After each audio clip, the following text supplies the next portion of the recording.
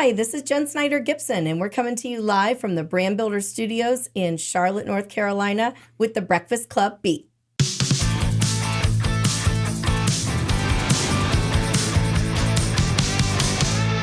We are here today with Lou Amico, who is president of LA Management and has been with the Hood Hargett Breakfast Club family for 22 years. I knew you were going to laugh at me going, L.A. Management. That was awesome. Little extra something for Brother Lou. Wow. Well, you know I love you. I love you too. And yeah, it's been amazing 22 years. When I think back, I came down from New York. We were going to build a house in Denver, North Carolina, on the west side of Lake Norman, and I didn't know anything. And I first joined the Lake Norman Chamber of Commerce. It's a nice group of people, but I'd never met so many real estate agents in my life, and I realized it's not for me and what we do. And somebody invited me to a breakfast club John meeting. Szymanski, right? John Szymanski from ClickCom at the time, right? And I was like, this is what I got to do. And he introduced me to you. I think he had a crush on you at the time. Like most of the guys did. Oh, yes. But we got into this and never looked back. It was just so much fun getting involved with not only Breakfast Club, but all the other things that we were doing in Charlotte at the time. It was a really exciting point, I think, even for the city, because it was evolving. It was 2004, 2005. The restaurant scene was just taking off thanks to Johnson & Wales University being here. And everything that was going on around that just made it so great to be part of. I remember the very first time we met. Do you remember our meeting? Our lunch meeting, right? We were at the Marriott South Park, and John had set up a meeting there, and that was the very first time we met. And then you were coming to an event, I think, that we had maybe within a week. And who would have thought now, all these 2+ decades later, and I mean, you're the brother I never had, Lou. It's just like, I love you so much. And it's just been so much fun to work with you over all that time. And we've done so many fun projects together. We have. It's been a great experience. Exciting things where we've helped people. All right. We've done positive things for the community, and it was just so much fun. We had the thing where you'll remember the names better than me, but we had the fire chief from New York City. Oh yeah, Chief Picciotto. Right, who was in one of the Twin Towers during 9/11 and rode the stairs down as it collapsed. Yep. It was an amazing thing. But it was 1,500 people at least. Actually, we sold it out at 2,000. At 2,000, and right. It was for the 1-year anniversary of Officer Clark and Officer Shelton being murdered. Yes. And we raised $35,000 that morning for first responder families, children, and going to college. Yeah, and we were helping produce that event, and it was broadcast live on local Fox television. Yep. It was really an amazing event. And then, of course, we did the Charlotte Stands for Heroes event, which was my favorite. Ended up being my favorite, too. It should, since... Add water, find a husband, 11 months later, you're married. It's great. Well, you looked great that night, and I know why Quentin had his eyes on you, because you looked fantastic, and it was what a great event. Yeah, it was unbelievable. Raised over $100,000 for the Bob Woodruff Foundation. And those veterans had such a special weekend. The whole thing was incredible. Well, the timing with it was amazing because the Panthers had just come off the Super Bowl like 3 days before all of our events started. Right. We did, I believe, 10 events in 4 days. And I think one of the most magical things for the veterans was when we were on the field at the Panthers stadium and all of their names and everything were up on the jumbotron. They rolled out of they the rolled out tunnel- of the tunnel tunnel. and then got time with Coach Rivera and a bunch of the players in the locker room. I mean, that was pure magic. Right. Darius played for them too, right? Did a little He did, private and thing. actually, it ended up on Sports Center. Wow. Which was really amazing. Yeah. And of course, the event itself was great. And, the Spirit Theater? I can't remember. Night Theater. Night Theater that we produced it in. And that's one of the things people know less about us. LA Management Company is a marketing company. And we do primarily a lot of web development and search engine optimization and those kinds of things. We also have in-house video production, and we've been doing that for day one. But we also do event production.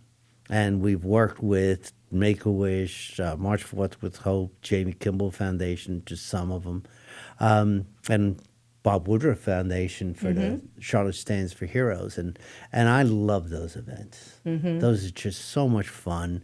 The planning, the producing, getting everything to come together seamlessly, and and seeing people enjoying these events, it's really special. Well, I know Make-A-Wish really grabbed your heart back in, when everything happened with Hope. Right. And that whole, the city caught on fire with the infectious enthusiasm in raising all of that money for what she wanted with her wishes. And I think you ended up producing the Make-A-Wish event the following year. Yes, we helped with their events. We did several of the fundraising videos. It was, I think it was the first time I was out socially where I met you, because it was January 2004. And the whole event was such a surprise to me because I didn't even know what it was. I just got invited. And Cal Cardouse. Right. And I was just knocked over. I was like, oh, my God, I have to get involved. Yeah. What can I do? And we just had such a great experience with that. And, you got to know some of these kids in some of the fundraising things that we did. We got to visit families and interviewing them. And, Joe, our who does all our video work, he's just incredibly talented. Always does a great job in capturing these things and stuff. And I like to think that my talent, because it's certainly not the technical part of video production, is getting the stories from people. Absolutely. You have to know how to ask questions and be patient. Sure. Okay. Yeah. Because you press people, you're not going to get. Yeah, you have to let it just heartfelt part. evolve. Right. And along the way, so we've interviewed, I remember in particular there was this beautiful little girl. She was maybe 6, 7 years old. And we went to their house. The parents had to sell their bigger home to afford some of the costs that was going on with her care. She had this huge head of beautiful curly hair that had all been shaved off because of our treatments. And she was so excited to be a little actress. And she was cleaning dishes with her mother. She was playing out in the yard with the dog. And then she came into her, we shot in her bedroom where she's going through her books. And she opens up a book and was reading it. And it was so precious.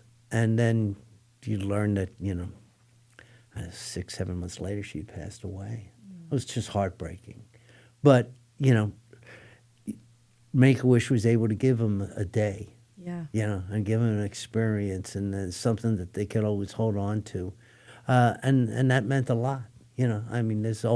Sometimes that's all it was to give. Yeah. So being involved in those things is always fun. I love that. Yeah. And we've been so fortunate with our events for Breakfast Club that you come in every month that we do our big event at Carmel Country Club, and you drive in at the crack of dawn from Denver to be set up in South Charlotte by usually 6:30 in the morning. You're down there ready to go, and we couldn't do our events without you. I mean, it's just absolutely fantastic. So thank you both for making the drive like for 2 decades to help me. It's a pleasure, which always leads to naps in the afternoon. But we do. We have so much fun with them. And you get time with great speakers, right? Yeah, the speakers are fantastic. We've had some great experiences. There was, of course, the special time where we got Quentin involved with the drummer who played for Pink. Oh yeah, Mark. Yeah. I mean, and you put together a whole we had a Breakfast Club band. Breakfast Club band. Who would have thought? The girls singing away, the guys playing. Gail and Laura. Yeah, I mean, it was fantastic. That was fun. It's funny you say that. We've done so many events over the years that I will catch myself saying to Kathy sometimes, gosh, I can't even remember all of the stuff that we've done. Sometimes I kick myself that I don't have lists of everything, because it's pretty incredible the amount of so many different types of things. Who would ever thought we were putting a band together? Right? I mean, it's crazy. And I guess if you marry into a band, you're going to put a band together. But you've had so many important people as well that have come through. Whether it's Dr. Ben Carson, the Jim Nance, it goes the whole spectrum. Oh, we love Jim Nance, right? Yeah, Jim Nance, come back. And the status that the Hood Hargett Breakfast Club has because of that. It's something that's really special. LA Management Company, we're a small company on purpose. We want to be boutique. But when I would meet a client and I had an opportunity to invite them, as a potential client to an event, they were so impressed. First of all, we were part of it. Mm. And then afterwards, they just were blown away by the speakers, the quality of the entire event, and often closed the deal. I was like, geez, if these guys are part of this, they got to be a quality organization. Love that. I have, over the years, I've had several members share unique stories with me where they will have brought someone they've been trying to get in front of them for a long time and they've had no luck. Then they use one of our speakers as the outlet to get 2+ hours of one-on-one time, and it does end up closing a deal, which is fantastic. You just made me think about something too, and I'm going to make sure Jim Nance hears this, but when Jim started doing stuff with us, remember we set up the Doris Nance Scholarship in his mom's honor at Harding High, where she went to school. And talk about so much fun and pride for his family. He would bring his entire family. And Doris, sweet Doris, would walk up on stage with all of these kids and they would get a scholarship and she would just be beaming from ear to ear. And it was magic. Yeah. I mean, it's the same thing with Bob Woodruff. He came and his wife had spoke to us as well. Mm-hmm. And you were so inspired by his organization, and you went up to New York, and I met you there. And then you came the second year. Yeah, yes. Yeah. And we watched it, and we figured out how we could do it down here. Well, I'll never forget it, because sitting in Madison Square Garden and watching, the moment for me was watching a veteran come across the stage, and at the time, he was the first veteran to receive robo-exoskeleton. And he'd been paralyzed, and this helped him be able to walk. And his wife was a teacher, and she was up on stage, and they had gone through grueling therapy to get to this point. And this was the first time he had done it. And I remember watching that and thinking, oh my goodness, we need to bring this to Charlotte, thinking about all of the military that is around us in the Carolinas. And then Bruce Springsteen came out to perform. And I'll never forget it. I got a cocktail napkin out, and I was like, who's the Springsteen of the Carolinas? It's Darius Rucker, right? And I was like, well, we need to get him to be a part of this. And 15 months later, we did the event. That was amazing, but it also speaks to your heart. Okay, you could have these speakers come, you pay the speakers to show up and all that kind of thing. And it works out. It's for everybody's benefit. We all get something out of their talks. But there's so much more to it. And you really embrace the opportunity to give back and to care about people. You just can't help it. It's just part of you. It's why you did the Don't Change the Channel thing years ago and all the other things that you've done. You're a naturally compassionate and empathetic person, but you're somebody who takes action. All right, other people, they care, It's nice to be involved. It's nice to help if we can. All right, but you actually initiate, and that's rare. I mean, it really is rare, and it's one of a million reasons I admire you and love you the way I do. Thank you. And why this has always been an important part for me. I'm at the back end of my career as far as... The back nine? Yeah, the back nine.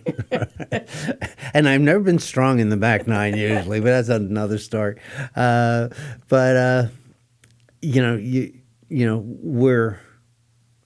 kind of in our niche now, right? Where we have primarily our clients across the country are all in the cosmetic surgery field because that's where I was in New York years ago and my expertise. But,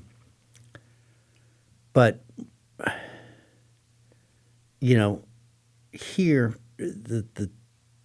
the great thing about the Breakfast Club is we're still able to stay active. We're still able to be involved. The Breakfast Club is always doing something, whether it's your Christmas event that you do. That's so Santa's much Workshop. Santa's Workshop. Boy, you guys really got into that. I mean, that's been you're the main reason that we've had so many bikes. Yeah, donated for the kids. Off. Yeah, it's awesome. You pull up, it's like you've got this whole army of vehicles coming, and we've got one bike after another coming out. Chief Jennings is like, "What? This is amazing!" Every year now. Yeah. And it's one of the great things. It's one of the great things about Charlotte. I was in the heart of Manhattan. I had a very big advertising budget, and our primary office was on the Upper East Side. Okay. It's so wealthy. There's so much power, there's so much money in New York. I used to go to Howard Stern's birthday party, and Donald Trump would be there, and Aerosmith, and the Maggot Lady, and whatever other crazy thing. That was a fun party. It was a fun party. It was crazy. And I got to give them a gift every year because we were regular advertisers. And it's special in its own way. But here, because Charlotte's a smaller city, you can have an impact in ways that you couldn't in New York because it took so much money to do anything. Right. And here we can do things in a smaller scale, but other people can get involved.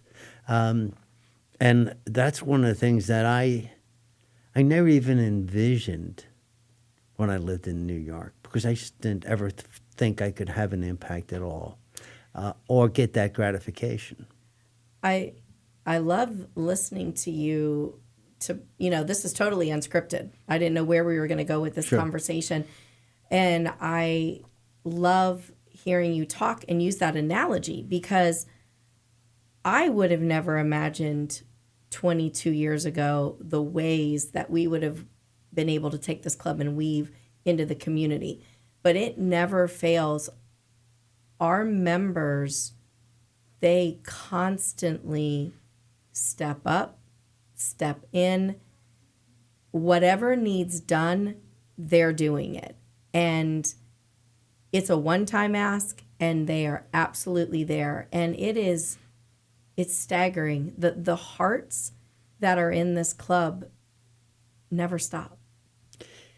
It's all because of you.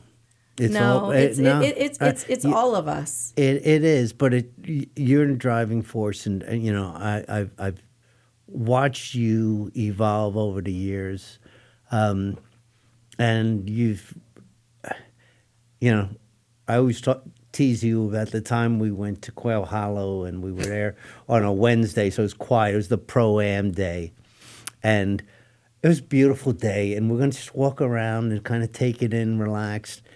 And we couldn't go 50 yards without you being interrupted by somebody else. And I was like, you're the most popular woman in Charlotte. No, I am not. I am most certainly not. Well, it certainly looked like it that day. I mean, people were inviting us into their suites, and we couldn't go anywhere without somebody else knowing you and wanting to talk to you, and and everybody was your friend, and they are. I feel like everyone in Charlotte is a friend. I mean that collectively. This is a community where everybody wants to be involved, and they want to help. Sometimes they might not know how, which is where we could step in, and we can give ideas, and we can give some opportunities, and then people are all in. It's pretty incredible. Yeah. It's one of the reasons people want to be part of the Breakfast Club is because it's a opportunity to get involved with other people trying to do good things. Yes. And you still need leadership to do that, and an organization that can help you do that sometimes. You've helped in so many companies even to do positive things on their own, whether it be these runs for to help a foundation, whatever it is. It's kind of a launching board for some of those activities, and that's really unique. It is unique, and it's fun. And you just said something where you mentioned how it's a launching point. Well, you and Joe are the launching point to help get the Breakfast Club Beat podcast up and going. So we wouldn't have this podcast if it wasn't for you guys. And then we have our favorite Joe. Joe's here to our left, even though you can't really usually see him. Hey, Jen. Hey. And of course, I have to give a shameless plug to Scott and Brian. And there's Pay no mind to the man behind the camera. There's Joe. But I mean, this is a great example of members working together, right? Scott and Brian are so gracious to give us their space. Brian lets us have his office each time we're in here for several hours at a time. And you guys come in, you drive all the way in from the lake, and you help make this happen. It's an opportunity for people to learn about all these great companies that, first of all, are part of our membership and our club, all right? Because these are special people and special companies. They see this, it's not an inexpensive investment, all right? And it's an investment of time. You don't just pay some dues and then don't do anything. Right, absolutely. You have to be involved. Absolutely. And people who join this understand that. And so there's this commitment of time, money, and then with that, you build this camaraderie, this friendship. I mean, I have so many friends. Okay, all my golf buddies, a lot of them I met through Breakfast Club over the years. Yeah. There's just people you've really gotten to know and love and be engaged with. And so this is an opportunity to kind of broadcast that. Yes. Okay, that emotion, that ability to learn about these great companies. Yes. I mean, they really are. There's so many interesting companies doing so many great things, and just from the few podcasts we've had already. Yeah, I know. We've already had fun, right? Yeah. And we're going to bring some national people in too when we can. I know. We got a couple surprises coming the up in potential's gonna be in the big. next few months, but I got to get better before I bring them on. I know who I'm asking, but I got to get better at this first. Well, you're going to get there. You will, and you're doing great already. Thank so you. It's been fun to be part of this, and I'm excited about the future of that and the Breakfast Club in general. And we're enjoying ourselves. Joe and I have been. Well, we've had a lot of new members join in the last several months, so there's a lot of new people for you guys to get to know too. So thank you. Well, thank you. This has been a great experience. We're here. As long as Jen's here, we're here. I like that. All right, so we're not going anywhere. Joe and I have loved the whole experience. The short period of time you were gone, we missed it. And as soon as you came back, he asked me if I'd come back, and I was like, absolutely. Thank you. Thank you. Well, this was fantastic. And just for our viewers and our listeners, go and give us a like and subscribe and come support us. We're having a lot of fun. Thank you so much. You can share it too. Oh, yeah, and share us. That helps us too. So Yep. Thank you. Thanks, Joe.